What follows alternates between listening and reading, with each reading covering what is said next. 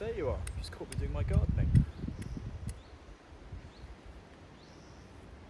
One day, all this blossom will become fruit, and that fruit could become art. Welcome to Programme 15 of Art in Isolation.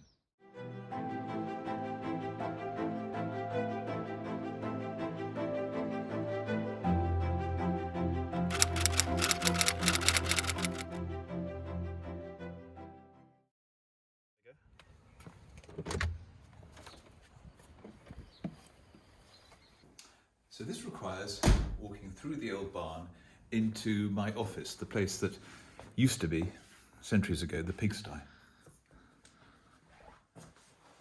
And here on the wall is the painting I want to talk to you about. This was another one of those that I sort of bought by accident. I'd been on an art buying trip to New York. It hadn't been very successful. It was the last day, and this came up on the easel in the sale room.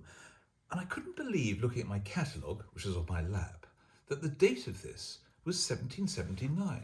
In fact, it's signed in the bottom right-hand corner. The artist is William Jones, a still life painter. William Jones of Bath, as he was called, a still life painter who specialised in delicious-looking objects like this. There are two reasons, really, why still lives are so appealing, and I think both of these aspects come over so strongly. The whole history of still life painting goes back 3 or 4 centuries, and it reached its apogee in the early 17th century, when there was a need to elevate it. It was, after all, just static objects.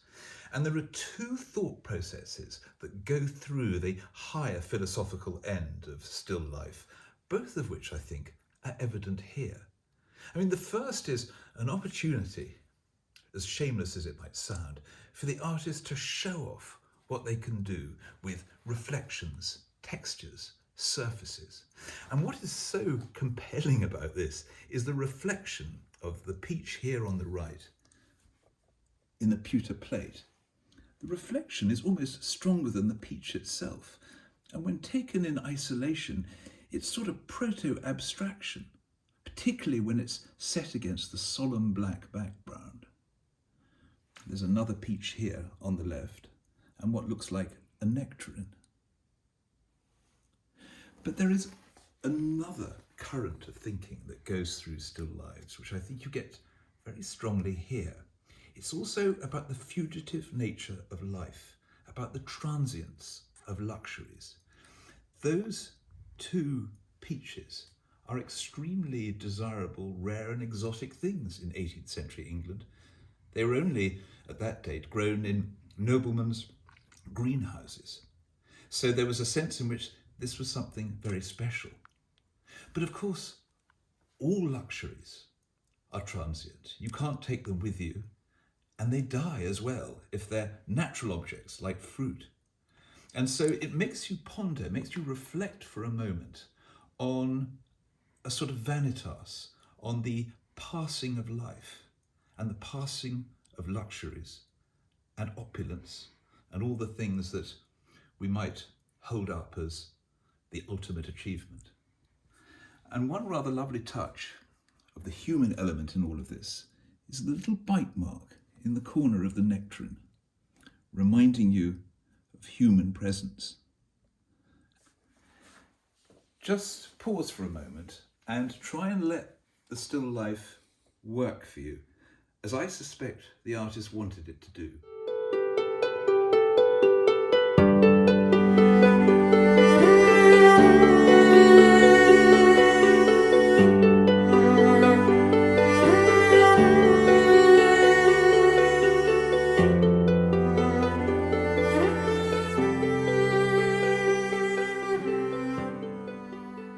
But I now want you to have a look at another picture hanging just next to it, done about 50 years later in the 1820s by a painter called Alexander Dolle from Newcastle upon Tyne.